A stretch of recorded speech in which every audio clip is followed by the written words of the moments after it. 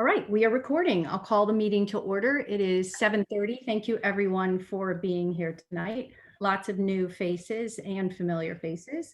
Our first item on the agenda is to approve the meeting minutes from our meeting on November 11th. So if you want to take a minute, and I know you guys had them previously, and if someone would like a motion to approve or put forth a motion to approve, thank you, Francesca. And if anyone would like to second that motion. Thank you, Steve Haberstraw. All those in favor? Anyone opposed?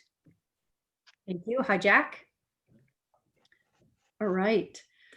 Second item up for agenda is the New Canaan ice rink proposal. I'm looking to see if Mr. O'Day has joined us yet. So just some backstory. Thank you, B. We see you signing on.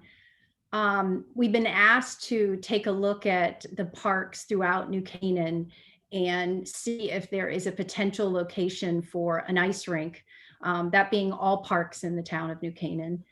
In doing so, we thought it was a smart idea to put a few people on the Parks and Rec Commission with focus on this, because there's been so much talk about it and it is an important decision. So I just wanted to announce tonight that we've got 3 people that are going to focus on that. Jake Granito will run the committee. Francesca will be on the committee, and also Hank will be on the committee. So there are 3 individuals that will start looking at sites. And let's see, I want to just see if Tom O'Day has joined. He was going to give us some history on the ice rink. Tom is having trouble getting in. He just texted me. Okay. But he's on his way. Give him a minute. Okay, super. In the meantime, I think it's important before Tom speaks is today, in preparation of this Park and Rec Commission meeting, we did receive 6 letters that I think are important to point out. Some of you are on the call tonight, some are not, but these 6 letters actually had the same comment and theme, which was opposing the location of Kiwanis Park. So I want to be fair to those individuals who emailed the commission as a whole, mention their names. Some are on the call. Obviously, we want to hear what everyone in the town has to say about the location. So I want to mention Betty Lavostek and Angelo Sorbonne had put in their letter opposing the location. I also wanted to mention that Lillian and John Groover, who live near there, also put in their recommendation against Kiwanis Park. In addition, Richard Martimucci put in his recommendation against it. And I just want to read a few more. And these letters will go into the meeting minutes and, be public.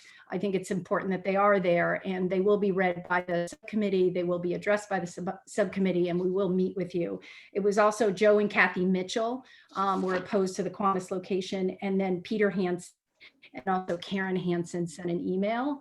And last one was a text that was sent that I wanted to mention, and that was Dr. Deborah Link. And I have all these printed here, and I think it's just important to note. So that was 6 emails and 1 text, all of which were opposed to the Kiwanis location. But thank you. I'll get to you in just 1 second. I promise I will. And also us, by the way, we also sent a letter. So that would be 7. Thank you so much. Will you just state your name so B has it? So this is Lauren Motley and Robin Fletcher. Thank you so much. Very familiar faces. I think I saw you a year ago. Nice to see you. Yeah, we've been on before. Thank you. And I'll follow up to make sure we have a copy of your letter and it goes into the notes for sure. But Tom O'Day, will you start us off? Will you give us some history, if you don't mind, about the ice rink? Yes, Ron, thank you so much for having me. For those who don't know, my name is Tom O'Day, state rep for the 125th district, which is most of New Canaan, part of Wilton. I'm also a resident of Holly Road, which is not far from Kiwanis. I've been in town since 1998, and the rink, really the idea for a rink started in 2000. Well, frankly, it was on the model that Steve Benko has for Waveney. There's actually, the model is a scaled model for 2 indoor rinks, believe it or not. We're in the original design. But so back in 2005, I was coaching basketball. 2006, I was coaching basketball, and 2 kids came in on my team at about 8:30 in the morning on a Saturday in full hockey gear. And I said to their father, Scott Webster, I'm like, Scott, I think you're a little confused. This is basketball, not hockey. They had just gotten back from a hockey practice that started at like 5:30 up in Trumbull or somewhere up there. And so I thought that was crazy. I don't skate. My kids don't skate. But I looked into, what was the problem? Why were kids going up from New Canaan up to Trumbull at 5:30 on a Saturday? Lo and behold, we decided to form a group of us, about 10, including Penny Young, formed New Canaan Rink Inc., which is a nonprofit, to put an indoor rink, field house in New Canaan. We got site plans for a number of places, including up at Waveney, by the water towers, and then over by the mulch pile. We got some designs done, and then 2008 hit and kind of lost some steam. The two major backers backed out, so it kind of lay dormant, and then it became alive again. I think it was last year, the year before, this time on a much smaller scale, to put a mini rink in New Canaan somewhere on town property. And so we used part of the money from New Canaan Rink Inc. that was given back to the town for a rink at a future time to put a deposit down, and ultimately we bought a 120 by 60 rink, a mini rink, and we own it now. And the plan is to put it somewhere in town. We've looked at sites at Kiwanis, we've looked at Waveney, a number of sites at Waveney. We looked at Mead, we looked at Irwin, and so nothing's been decided. Obviously, we're just in the early stages, and looking forward to finding a home for the rink that we now own.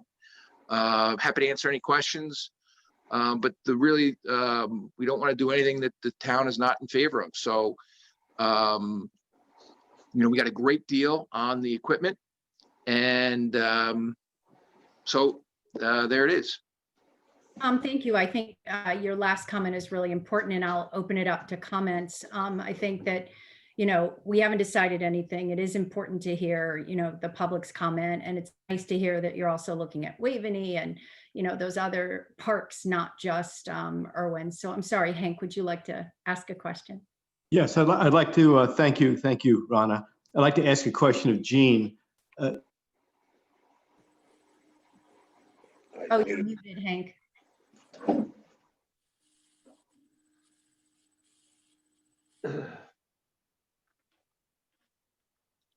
Hank, if you just hit your mute button, it's on mute.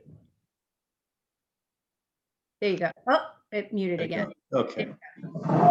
Jean, sorry.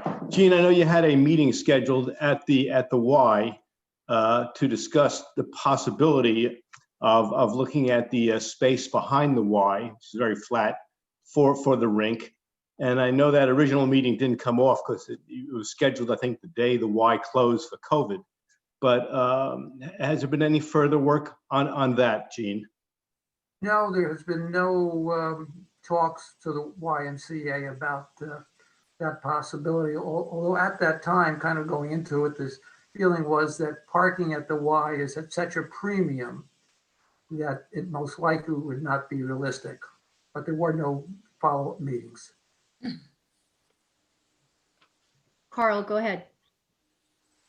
So my question is, what sort of activities we'd be looking to have at that size rink? I'm not really familiar with what size a full-size rink would be, but 120 by 60, is that hockey? Is that leisurely skating around? I just wondered what the vision was for the types of activities that would take part on that sort of size rink.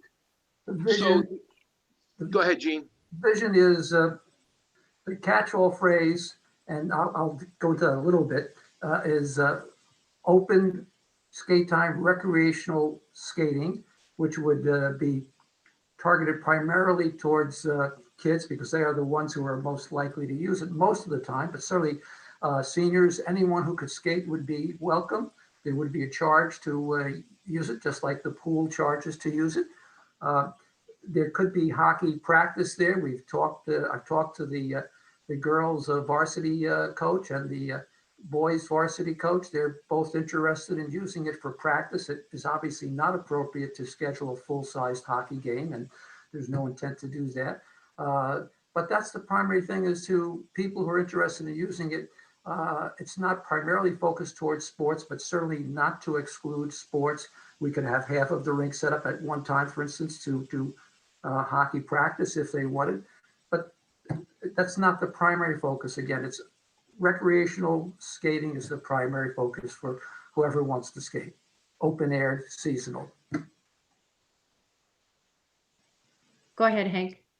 And this is for Gene or Tom. What auxiliary services would be needed, around the rink in terms of restrooms or food service or anything else like that?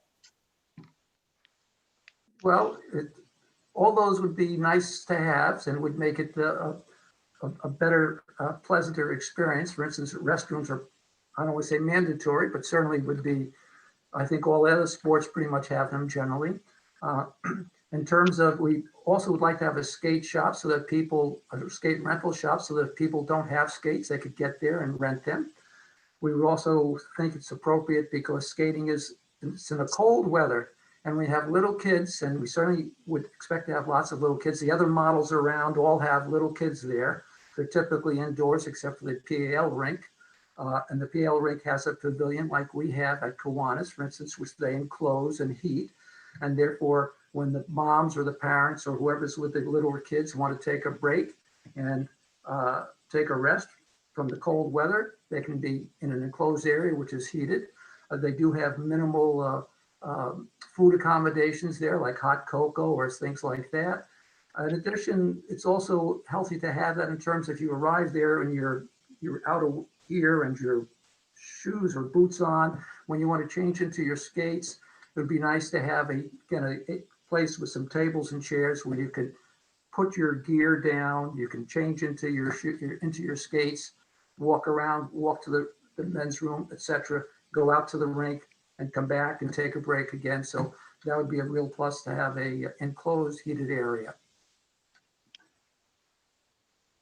Thank you, Jean. I think in getting this process started with the 3 individuals I mentioned, I think that having Jake lead this front with some construction background that he has, and working very closely with the town's senior engineer, who is Joe Zagorensky, will be very helpful. There's a lot of moving parts, so I don't think for those that are on the call with Kiwanis that the decision will be made quickly. I think that they're going to take time and make the right location. And I understand, and I'm speaking for everyone who sent those letters, some of the biggest things against it in Kiwanis are the light pollution and light at night and the noise at night that you normally right now wouldn't have because there isn't an ice rink. So I just wanted to add that for you to make sure your voices are heard. So again, appreciate your letters. The separate subcommittee will meet with you directly so you have a chance for your voices to be heard, and we will notice that meeting. So thank you very much. Are there any other questions for Tom O'Day on the rink? Great, Tom, thank you so much for your time and energy. We will start our process, and you may hear from Jake or Jessica or Hank with questions. So thank you again. Appreciate your time. Thank you, Ron. Thank you very much. Thank you all. Have a good night. Happy holidays. Merry Christmas, everybody. Thank you so much. All right, next agenda item is the field pesticides report update. And just to give some background, we were tasked with a memo that we received in order to respond to a request by Kathleen Corbett, who is on our call tonight. We're happy to see that she joined us back in September. So we'd like to give a chance for Dawkins and Laura Costigan to give some background. We basically took the information we received in multiple reports on this. And I know, John Howe, you're on the call. You'll be helping with this, with any questions that we might have. So, John, do you want to give some background? to start? If I could, I might kick it off and go over the memo, Jack, and then I'll hand it over to John. All right. thank you. So again, hi, John. Thank you. So again, hello, everyone. This is Jack Hawkins. Got an intense back pain, so please bear with me. Hopefully, I don't stop. All right. I'm going to share. So the memo that we drafted, it was sent out to all the commission members. That being said, I'm going to share a PowerPoint with you that is directly drawn from the memo. So if you have read the memo, thank you. And this material will be familiar. If not, then I'll quickly go over it. I'm not going to go over every word. It's going to be a quick summary of the material. And Laura, please jump in if you want. Okay, All right. All right. So do you see this PowerPoint right now? Perfect. All right, good. I'm more used to using Teams than this. All right. So to introduce this, Selectman Corbett, who's on this call with us today, thank you for joining. She initiated this review. I think it's a smart thing to do to obviously review the usage of pesticides on our fields. The whole community attention to this kind of got triggered in 2009 when state legislature started reviewing pesticide usage. We received a report from her, also received a report from John Howe and from the New Canaan Fields Committee. All right, so New Canaan has, let's round it to, 46.5 acres of natural grass athletic fields, roughly 50-50 divided between the schools and the Parks Department. The state legislature dictated that the fields that are on school property for grades kindergarten through 8th grade must be pesticide free. New Canaan extended that restriction from all the way through the remainder of high school. So all of our school fields are pesticide free. The New Canaan, this might be a good part for me to bring John in. John, can you go over real quickly just the approach that you use on the fields that both the two fields, I guess? Yes. Well, on all our fields that we manage and most of our properties, we use what's called IPM for short, or Integrated Pest Management. That's the effective environmental sensitive approach to, in this case, turf management, where we look at all environmental factors and we use every single tool we can, from managing our water to checking life cycles of insects, so that you're not just applying chemicals for the basis of applying chemicals. You're applying them to just go after the target organism as a last resort. You do everything else that's positive: fertilization, irrigation again, aerification, overseeding, even proper mowing with sharp blades and keeping the height of cut adjusted depending on the time of the year. Thank you. All right, this is a continuation. All right, so this is what really changed my perspective on this. I'll be honest, my perspective changed over the course of this little bit of analysis and compiling this memo. Again, I'll just state that my perspective changed, my immediate gut reaction and what my final conclusion was are two different things. All right, so in October, the Parks Department contracted Tom Irwin Advisors. They tested two different fields. All right, so one of those fields is a school field, the other one being a park field. All right, the school field at Sachs Middle School received a grade of D, which indicated that there was weed coverage, which made the surface hard and may contribute to injuries such as head concussions and knee injuries. There's other things that I've seen and other research as I was doing this that poor turf conditions lead to. New Canaan Fields Committee's memo noted that over 10% of concussions are sustained during athletic competition are related to contact between the athlete and the surface. In contrast, Connor Field, which is not a school field, received a grade B, which is a good grade, indicating that the surface was safer with respect to sports injuries. All right, so financial considerations. This is something that Selectman Corbett went over real quickly. Total budget for Parks Department is 1.75 million. 15K was identified as the cost for pesticides and their application. She estimated $25,000 is what it would cost to change the fields that do not use pesticides, or that do use pesticides, to a non-pesticide approach, which would indicate that their cost would increase by roughly $10,000. So she made a list of recommendations, and we wanted to address each of those recommendations. The first recommendation was that we provide a public disclosure. She recommended on the town website, and we agree with that. I don't see anything wrong with providing a disclosure on the approach that we use on our two different types of fields. Second point was that in 2009, back when the town picked this topic up, they recommended that a committee be created to review the status of fields and discuss any legislation, if any. We believe that there is a committee that exists for reviewing fields, and that committee is called the New Canaan Fields Committee. Next point is budget impact.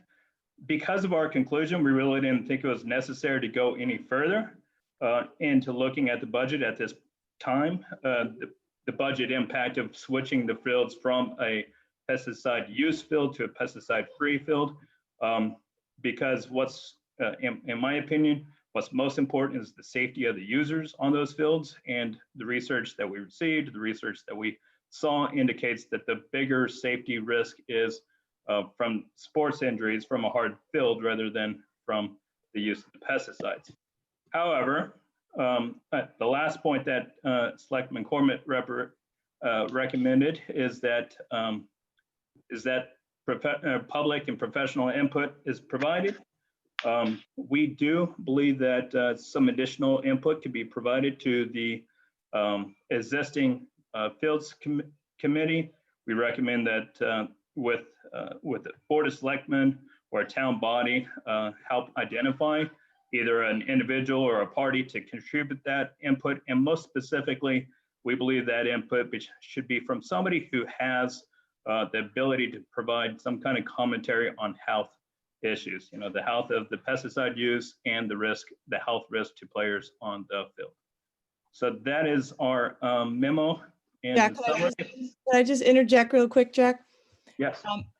I just thought it would be important to note for those who didn't get a chance to read over the reports that the pesticide use that takes place now on the on the park athletic fields is much less than in 2009. There used to be, I think, 4 applications, and now there's 1 application a year at the end of June after the sports activities take place, and it dries in 5 minutes. So the relative usage has gone down a lot, even though it does get used once a year on those fields.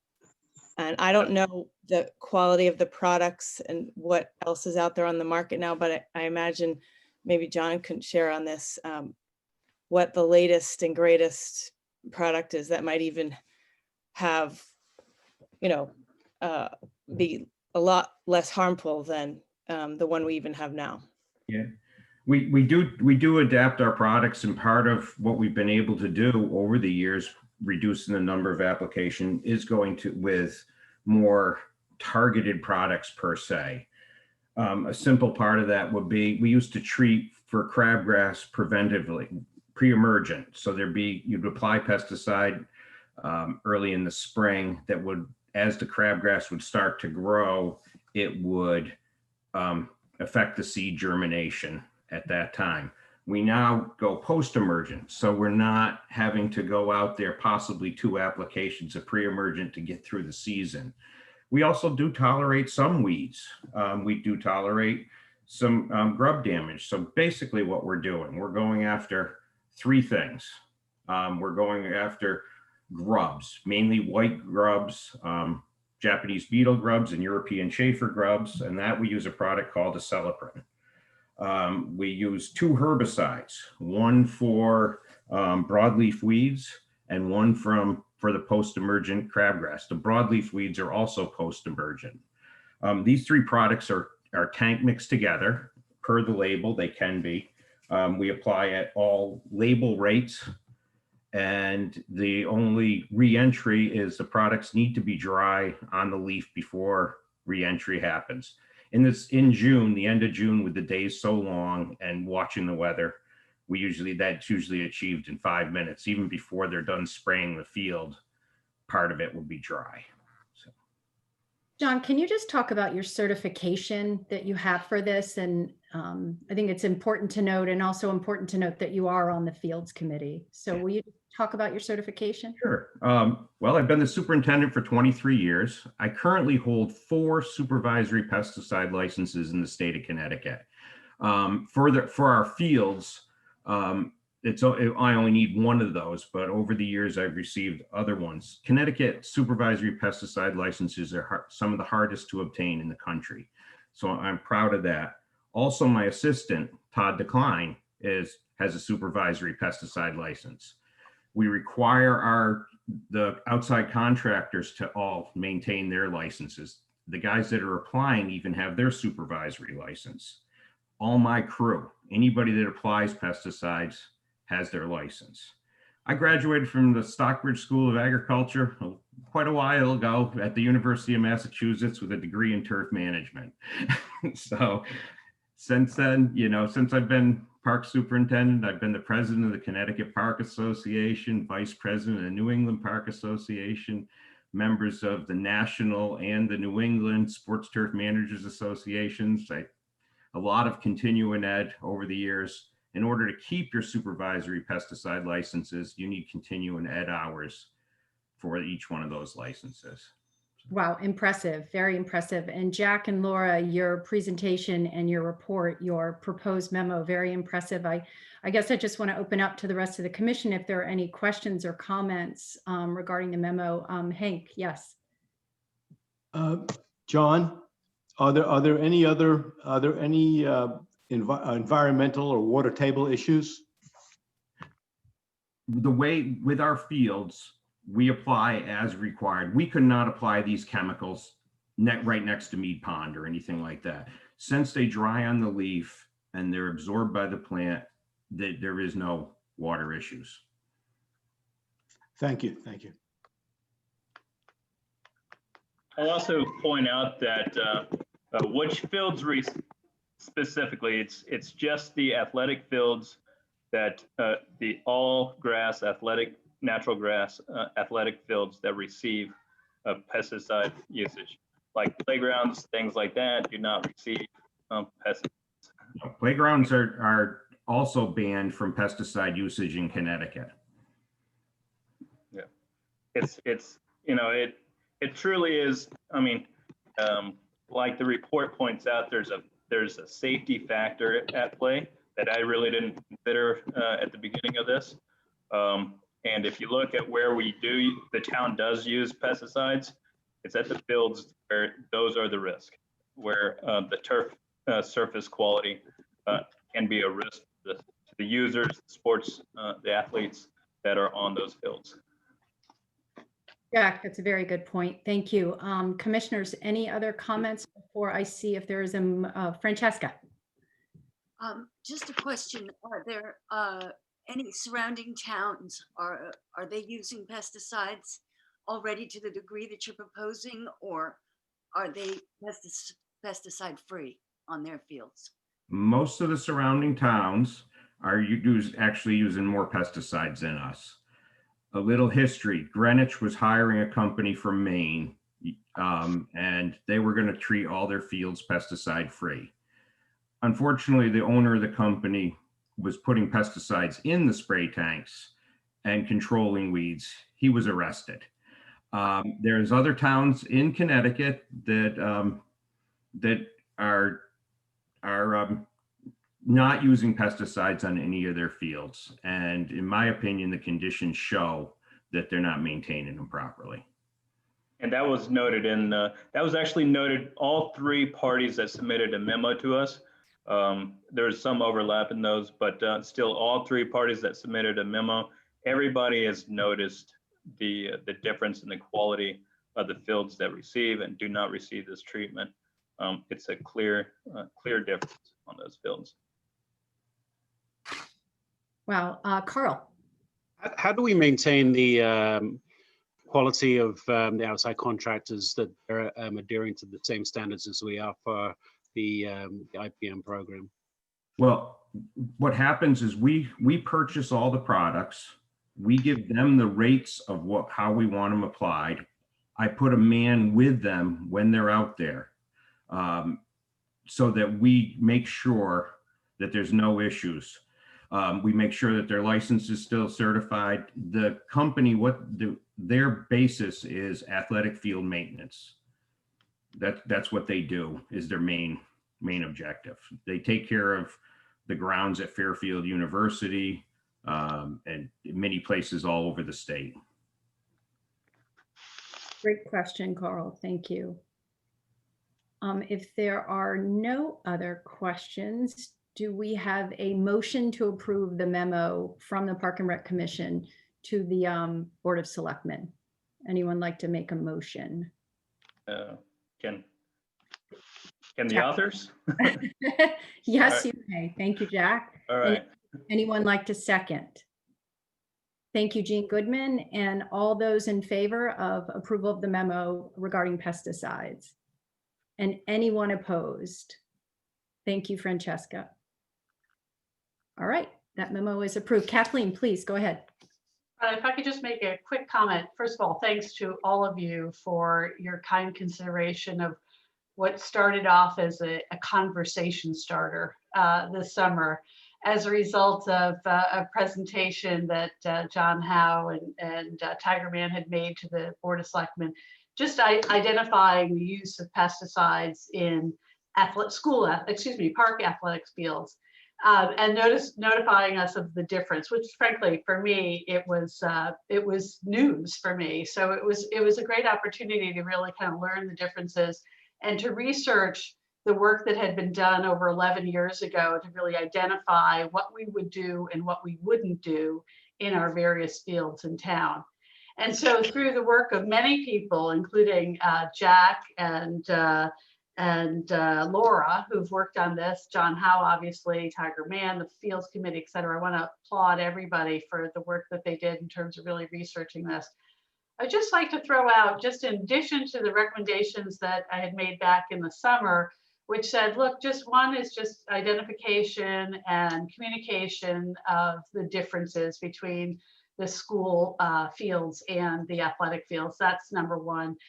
Number two, as we learned from more work that was done by the Tom Irwin company that identified, grades in terms of Connor Field versus Sachs Field, I just want to caution the use of terminology that was used in terms of Sachs Field. Sachs Field is a very actively used field by the Fields Committee and so forth. And we bring in outside towns and organizations to come in and play all kinds of sports and so forth. Want to be really careful about our usage of risks and about head injuries and so forth, because that can create a sense of liability.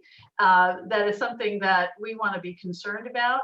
We also want to make our fields, if we can upgrade that D-rated Sachs up to a higher level, so it's at least, we can't change what the laws are in the state of Connecticut, which says Sachs, sorry, no pesticides. So we're going to have to think about, as a town, how do you improve the quality of that field when you don't have the opportunity to use what John Howe uses on Connor and other park fields. So I would just suggest that another sort of maybe rethinking of this, whether it's the Fields Committee plus and outside, those are all, you know, town employees, which I totally respect, but maybe another advisor who's thinking about, well, what else can we do to like improve that quality of SACs where many, many students are playing, and including people from the outside. Think about how do we increase that when we're restricted by the state of Connecticut to not use pesticides. So that'd be the only thing I would suggest.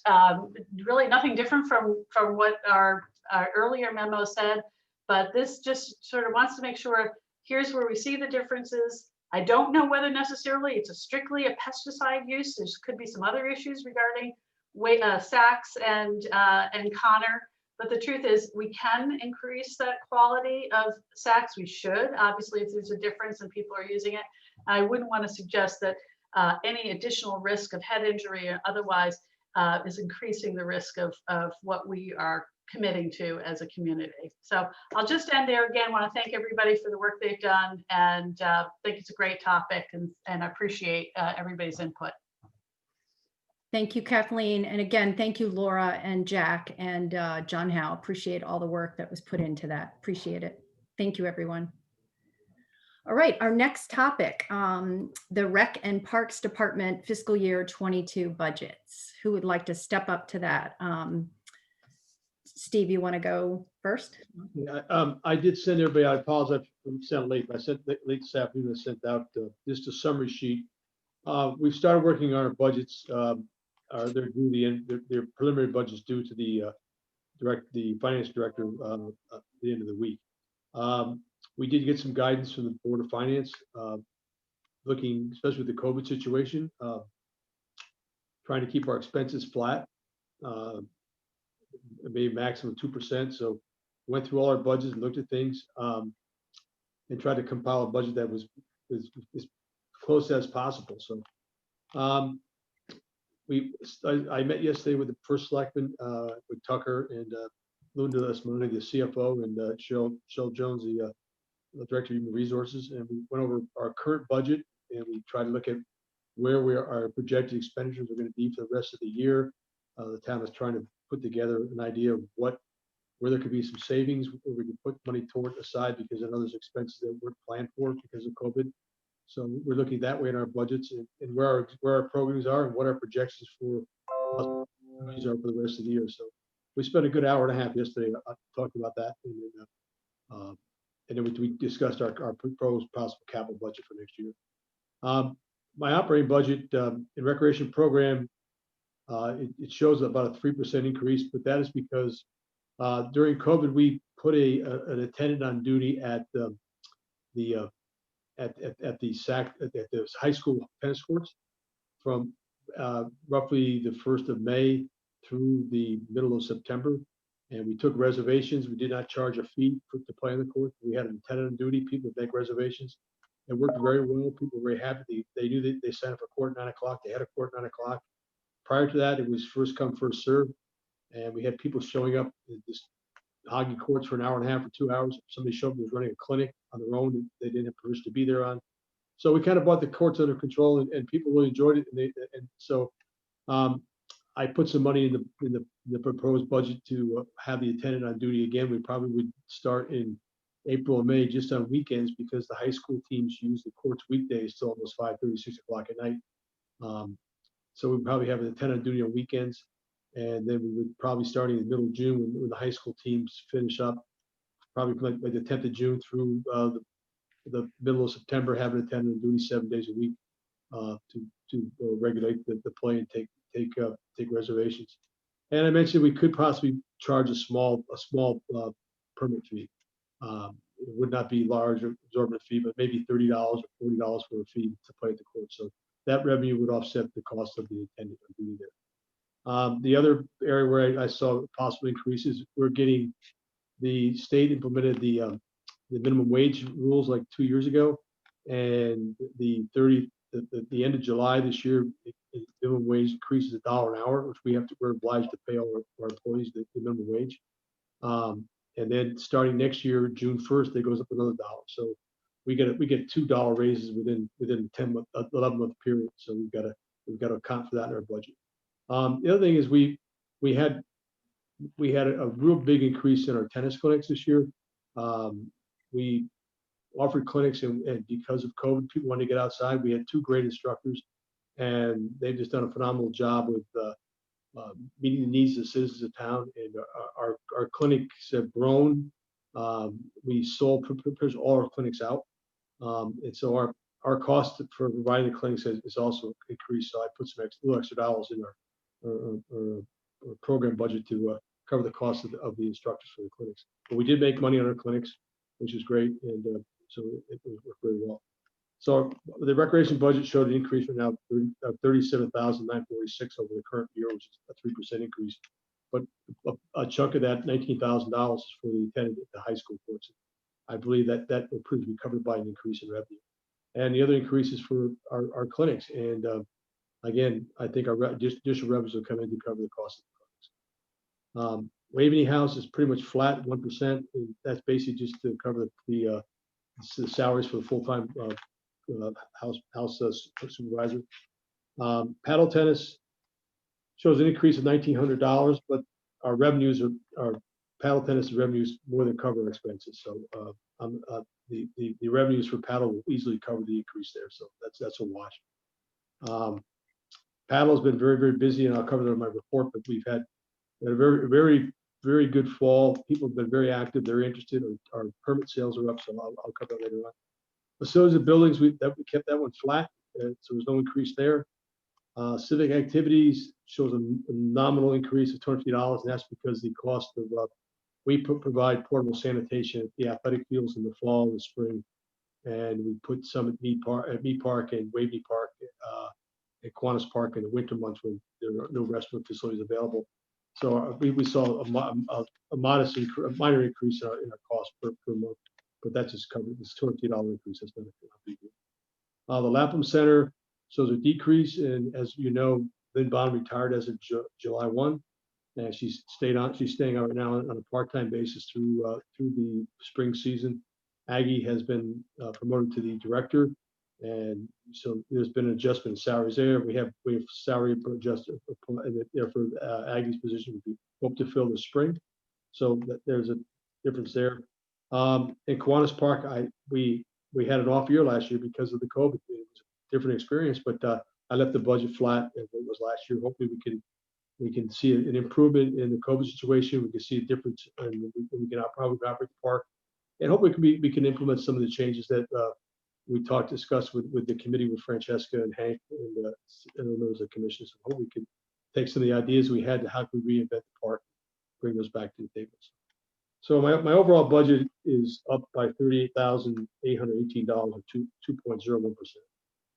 So right now we're within the guidelines of the Board of Finance, but we'll be doing more work with the first selectman and the CFO to fine tune the budget. Thank you, Steve. John, at this time, did you want to go over your portion of your budget? I can very briefly state one thing. I left early today to go to a fire up in Monroe, and I left my budgets back on my desk.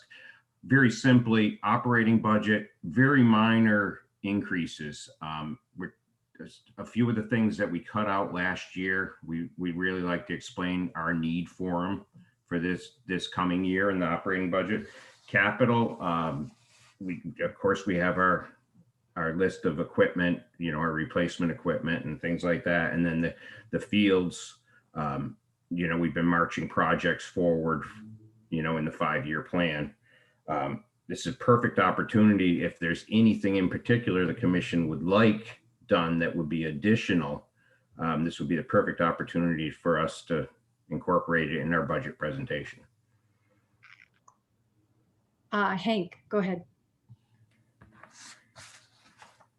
John and Steve, if the ice rink goes forward, does that touch upon either the recreation budget or the operations budget? Hank, what we've been told at this point, the rink would be self-sufficient. It would not require any town budgeting at this time.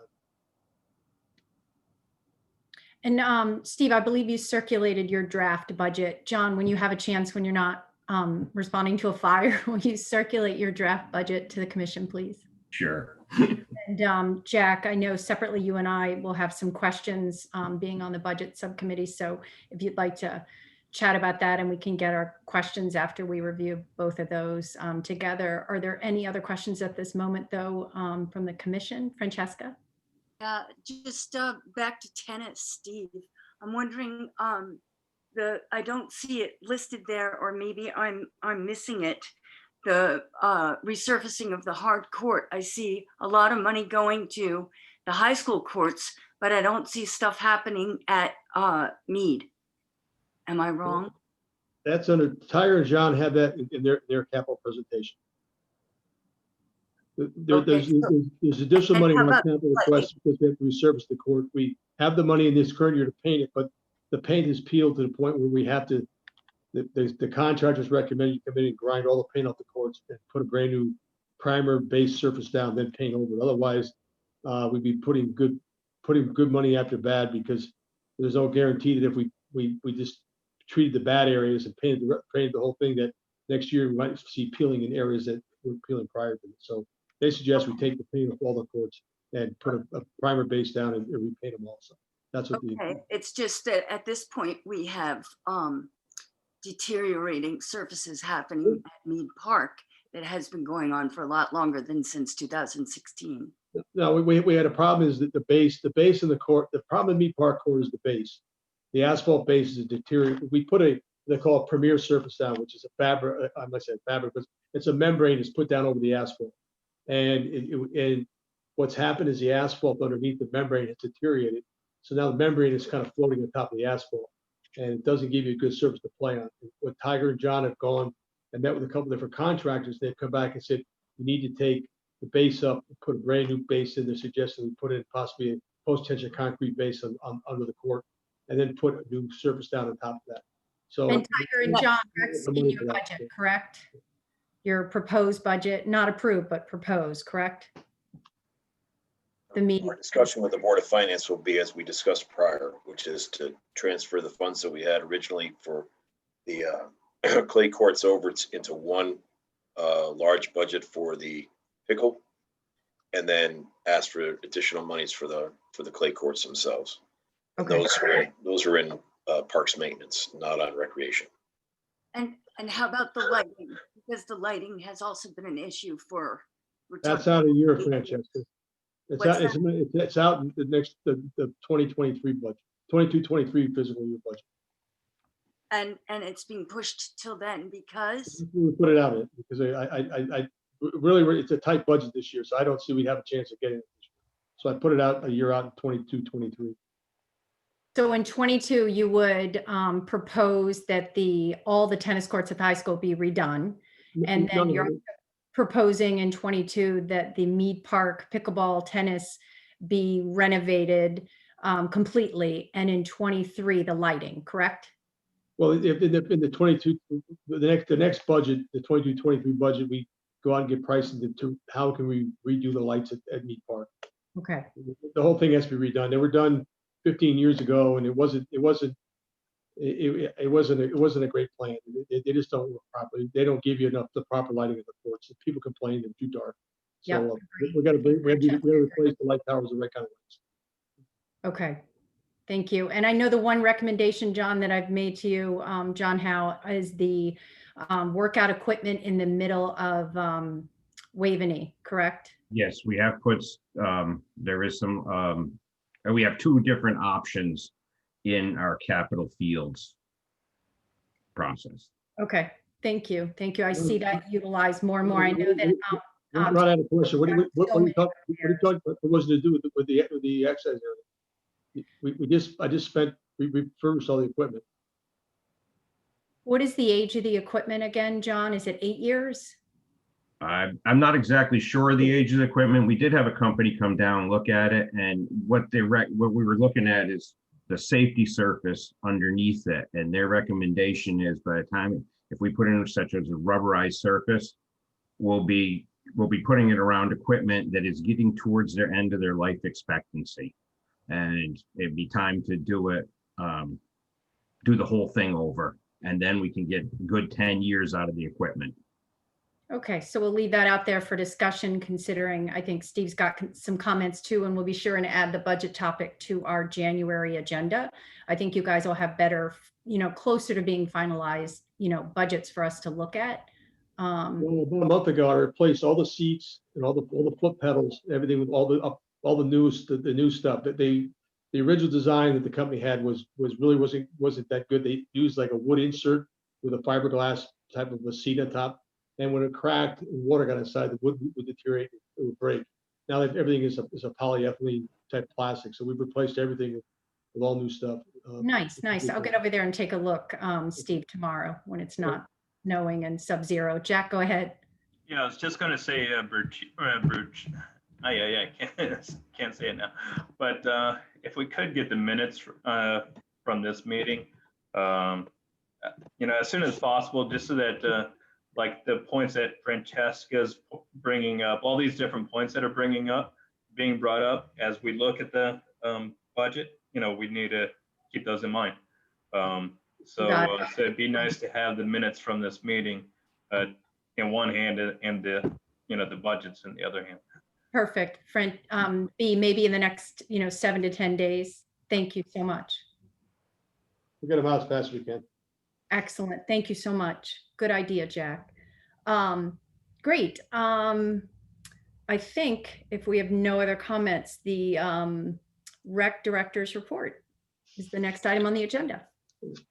Well, it was a busy fall. We did have a lot of programming. October was busy. We were able to get youth football finished their season. There was some play with the independent high school teams using the water tower field. We had our flag football program going on, the travel soccer program, and the youth softball, baseball programs were able to get their fall seasons all in. So we had a busy fall. It was good. It's the 23rd of November, the governor's committee put in some new recommendations to restrict the use of fields as far as practices, things go. So now the restriction is that you're not allowed to play any games, any organized practices, any organized recreational fun pickup games. Basically, they're saying that the use of the fields restricted to groups of no more than 4 players in a single group. So that was the governor's recommendation. That took effect as of the 23rd of November. So the fields are open. People are out there enjoying themselves. It's good to see people get out there and throw a football or throw a lacrosse ball or kick a soccer ball. So pass the footballs. That's still happening. The fields are open. People out enjoying the fresh air, which we need to do. So the fields are still open. They're active, but we closed our grass fields for the season, but the turf fields are open during the daylight hours for those kind of activities. Paddle's been, like I mentioned earlier, paddle has had a very good season. We have 3 women's and 3 men's teams that participate in the Fairfield County Paddle Tennis League. We have our own paddle clinics, we've sold them all out. So we've had real heavy interest in fall clinics, which just wound up last week, and we're making plans to start a winter season starting in the first week of January. Our paddle passes for the season are up over last year.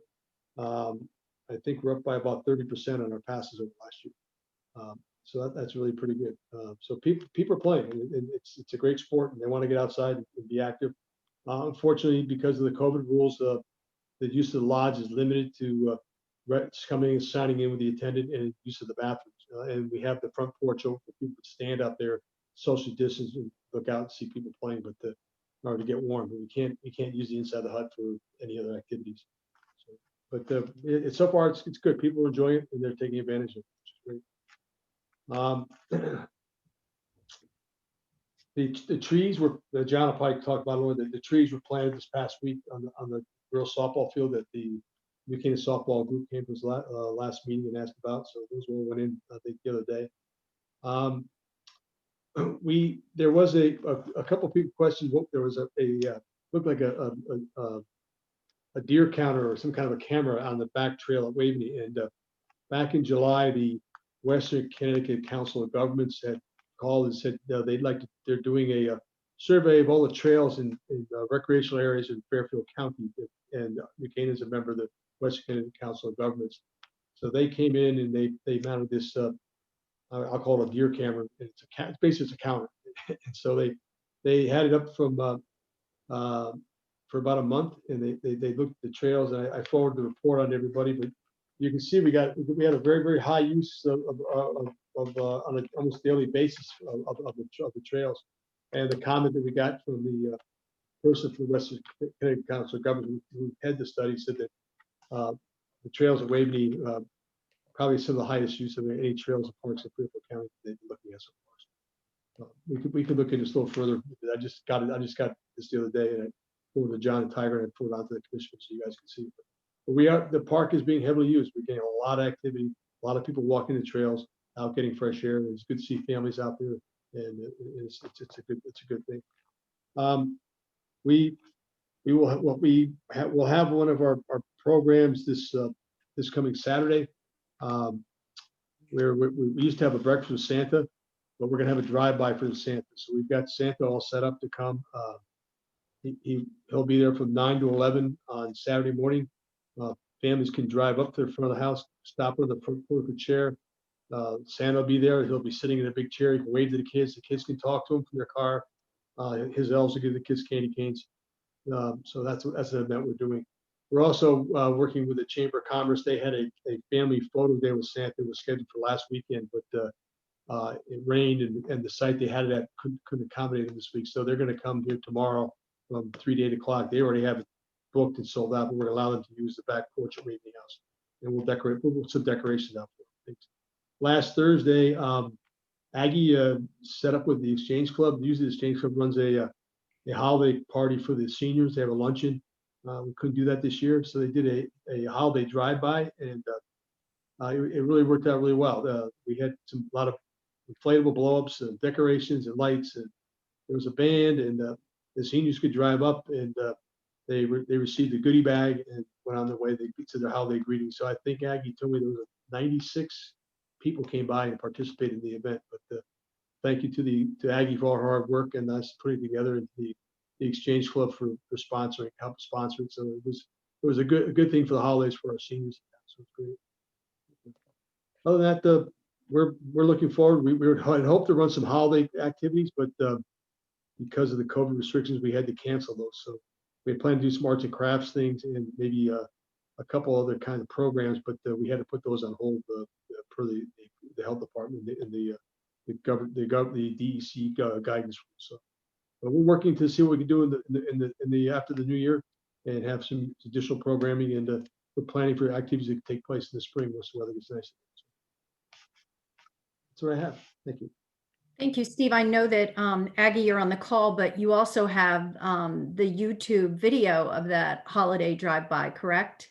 Yeah, I think that was one of the YouTube clips you sent around. So for those of you who wish to see what happens at Lapham Center, not just the holiday stories and poems, and she shares some of the recipes for the bake-off. So again, hats off to you, Aggie, and what you produced there at the Lapham Center. And one of the biggest programs we do is the Medicare Part D. We just finished that, and we had 450 remote appointments that my 5 counselors did, and we saved residents almost $300,000 this year in savings for the Part D, and that just finished. I don't have the firm numbers yet because we still have to run all the numbers, but it looks like it's going to be almost 300,000 in savings for residents. That's fantastic. And it was hard to do this year remote by phone. Every single one of those appointments was a phone call. Very much so. Thank you again. And Steve Banco and Steve Dayton, has anything affected you guys or be at Waveney with construction started at the house or no? There's a meeting there's a meeting with the contractor next Tuesday to go over the timeline and what their needs are going to be and what the schedules are going to be. So we'll know more Tuesday morning. Okay, thank you. Thank you for your update. Are there any questions for Steve before I move on to the park superintendent's report? Thank you, Steve. Very, very good report and update. Thank you. John, you're up for the park superintendent's report. Yep. Thank you very much. I want to start off with what I consider good news. Some people probably could see that Sky Minkler's on the phone with Steve talking about the trail usage. And normally we get complaints about things like litter. And I received a phone call and a very nice email from her. And she wanted to, with her daughters, and feel free to step in, Sky, say anything, volunteered and wanted to know if it was okay if they picked litter and debris up on Waveney trails and if they could put it in the dumpsters we have there and everything else. And when we always think about like Mead Park and all the litter at the playground, it's very refreshing to know that somebody's out there willing to help us. And I wanted to thank her for that. That's fabulous. Yeah. And I came in, we're new to town. My husband and I both grew up here, but we're new back now. We have run into a lot of people who are looking to volunteer in town because the kids have nothing to do during COVID because they can't do their soup kitchens and their senior citizen visits and whatnot. So if anyone hears of any need, please send them my way. I'm happy to add to our group. We had another mom and child out today.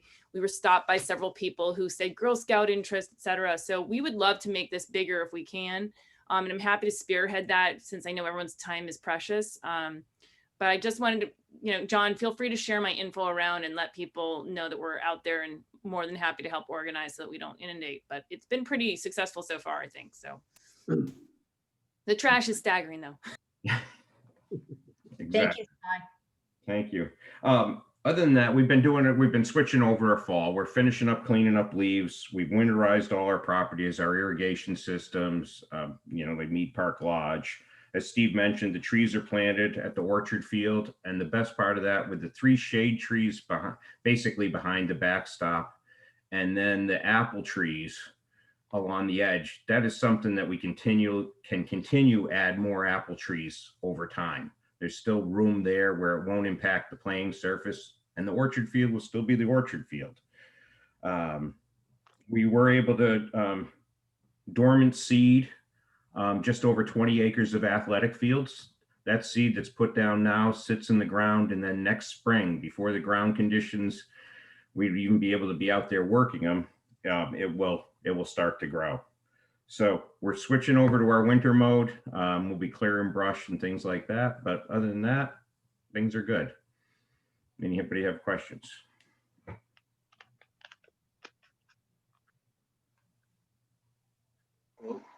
Carl. Carl, go ahead. Thank you, Jessica. I have a question. We never talk about Frisbee golf, Parks and Rec Commission meetings. We did Frisbee golf a couple of weeks ago, and there are 6 new holes. How did that come about? That's fantastic. When the Frisbee golf was put in the first place, that was done by a private group. And the only thing the town was involved with was making sure that there were no safety issues with trees. So we did it, that was a number of years ago. We had a tree company in there spending some time to make things safe. But other than that, I don't know about more holes. Okay, all right. So it was a 12-hole Frisbee golf course, now an 18-hole Frisbee golf course. So last time I was there a couple of weeks ago. That's great. Tim Smith was a former Park and Rec Commission member, and he and Mickey Stamen had spearheaded getting the original Frisbee golf course underway, and they went out and fundraised, and they spent hours with a group of people trying to clear the area up, cut back brush, make it usable. So I know that they've been working hard to keep it up, keep it playable. So I mean, it's all been a volunteer effort. We got to thank those 2 guys for keeping up with it, and keeping of the brush and stuff. Very popular. You should check it out. It's good fun. Yeah, that's great. Put that on my list for tomorrow. That's really good to know. Thanks for mentioning that. That's true. Thank you, Carl, and thank you, John, for your update. Next, we have the chairman's report. I think Steve Banko stole my thunder. I was going to mention again, don't forget that Santa is coming to the Waveney House on December 12th from 9 to 11. If anyone is interested in seeing any of Aggie's YouTube videos and any of the holiday movies they'll be showing the rest of the month, reach out to Aggie. And lastly, I just wanted to reach out to Jean. I know that Jean Goodman sent out an email yesterday to the commission and keeping it, full open communications and following FOIA, Freedom of Information Act. I was going to ask Jean to read his email, which we will go ahead and put inside the meeting minutes so that we're covered. So Jean, if you'd like to unmute and read your memo, that'd be great. I am unmuted, right? Yes, you are. Go ahead. Okay. The email, basically, the body was, if I ignore the high alls and the best Gene kind of thing.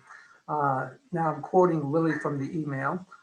And this email is basically in response to a email from Chris Shipper, Chair of the Conservation Commission. In my email to the Park Commission, the Park and Rec Commission says, quote, originally the Conservation Commission was to do a presentation tomorrow night, which is this evening, but that has been postponed to January 13th. In conversations with Chris Shipper, Chair, he mentioned the following, and now I'm quoting from Chris's email. It might be worth inviting your commission out for a wintry walk through Bristol in early January for a firsthand observation. All the best, Chris. P.S. Would be nice if the current trail from the Mead Park concession area to the access, to the access to Bristol was given a top coat of stone, grit, and pea stone over the existing rough grade base layer. And that's basically it, except for my Zoom. See you all tomorrow evening. Best, Gene. Thank you so much, Jean. Appreciate that. And speaking of that, January 13th in 2021, we will be adding the conservation updates. So we will have Chris Shipper joining us to talk more about that. I think it's a great suggestion by Jean to get out there and take a nice wintry walk to see what has been done there. It is astounding. I know I took a walk there a week ago. And I would also mention the area and entry of that is somewhat still Mead Park into Bristow was cleaned up and organized and pad site for the trash. So check that out as you enter on the right. It does look a lot better. And I know last month Tiger was able to keep the pollination continuing and that in that island there. So that park is really in great shape and we'll work on the tennis. And other than the conservation update, I just wanted to mention in January, we'll also get an update from the NCAF. That's the New Canaan Athletic Foundation. They've had some really good emails that have come in lately, and they'll give us an update on financial fundraising, et cetera, and an update on the fields. And in February, we look forward to getting an update from the Waveney Park Conservancy. If you haven't been in the park recently, they did install the 4 trial pet waste containers. They're in 4 locations throughout the park. So Sky, as you're doing your walks, I'm sure you've seen them. There are 4 total. And we'll be able to get some data on those in the month of February. And then one last thing for the agenda for January 13th, we will also, as Jack mentioned, we'll follow up on the fiscal year 22 budgets. Is there anything anyone would like to add to either January's agenda or February? Well, I have the commission here. No. Okay. Would anyone like to make a motion to adjourn? Francesca. And is there a second? All right, Laura, you beat Hank by second. All in favor? And happy holidays, everyone. Thank you for all your work this year and great to see your faces. Everybody stay safe. Thanks, Merry Rhonda. Happy holidays. Merry Christmas, Happy Hanukkah, Happy New Year. Hanukkah, all the above.